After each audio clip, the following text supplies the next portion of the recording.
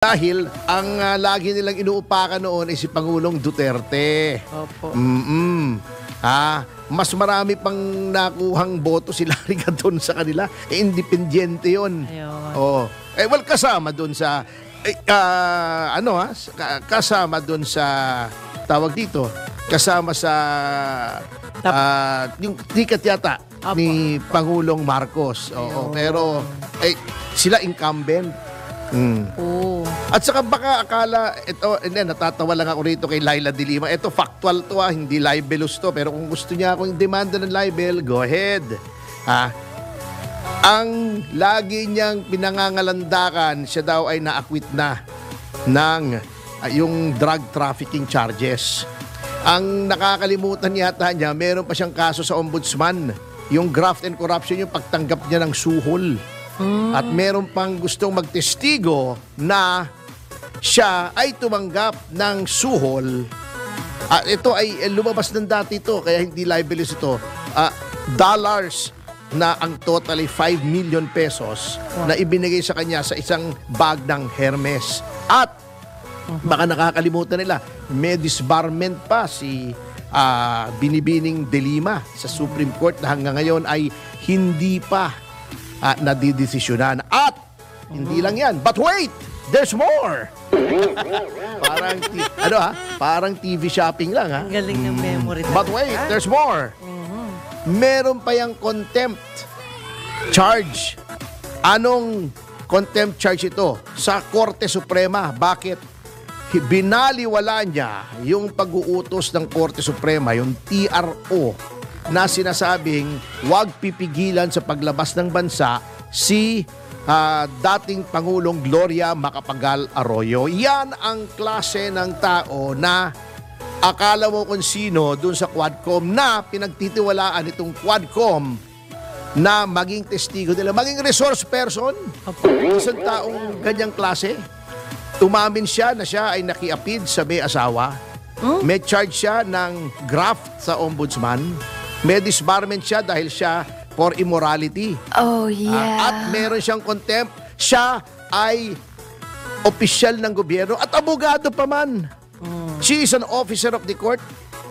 Binaliwala niya yung pag-uutos ng Korte Suprema. Yan ang klaseng tao na ginudyos ng administrasyon na ito. Resource person pa.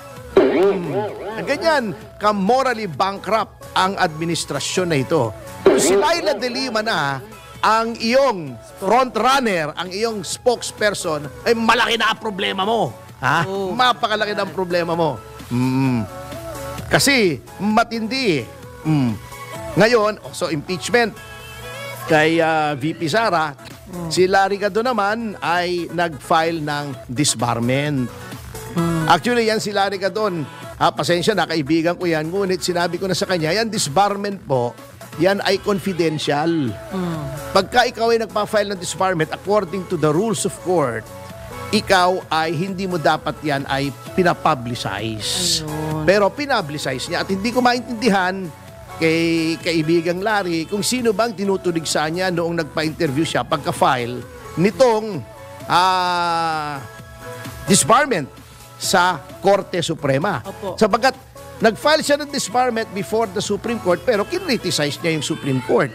Why are you asking for relief from a body na sinasabi mo hindi ka naniniwala, sinasabi mo ay biased, hindi sumusunod sa rule of law? Yun ang mga tirada niya sa Korte Suprema eh. Ganun. Kay pro Marcos daw at sabi niya, tinakot niya pagka hindi daw inaksyonan yung kanyang disbarment ay pai-impeach niya itong mga miyembro ng Korte Suprema.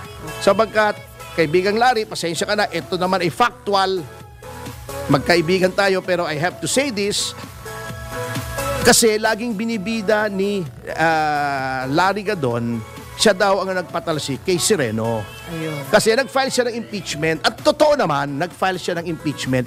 Pero yung impeachment na yon ay hindi na inaksyonan. Hindi yun ang nagpatalsik kay Sereno. Opo. Kung hindi, yung co-warrant of case na final ni Attorney Eligio Malyari. Okay. Yun po ang nag-grant ng Supreme Court kaya natanggal si Sereno. hindi ko na pwedeng sabihin Chief Justice kasi Warrant ko yun. co-warrant to kasi yung co-warrant to, pa nag-grant yun, ibig sabihin, wala kang entitlement, Yes. wala kang karapatan doon sa opisina na iyong hinahawakan, Ayun. yung panunungkulan. So, kung mapapansin mo, kung pupunta ka sa Supreme Court,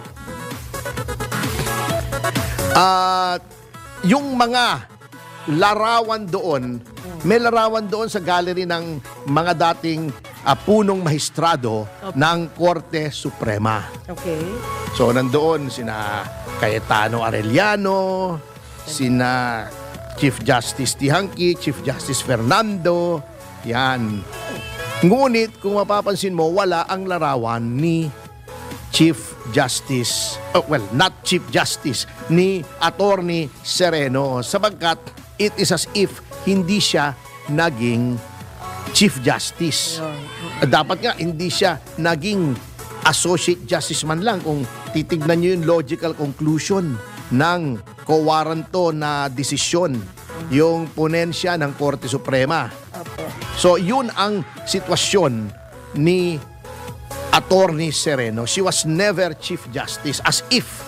So, hindi siya pwede dapat i-address na Chief Justice. Buti pa si Rene Corona, dating Chief Justice, na impeach lamang dahil pinag-initan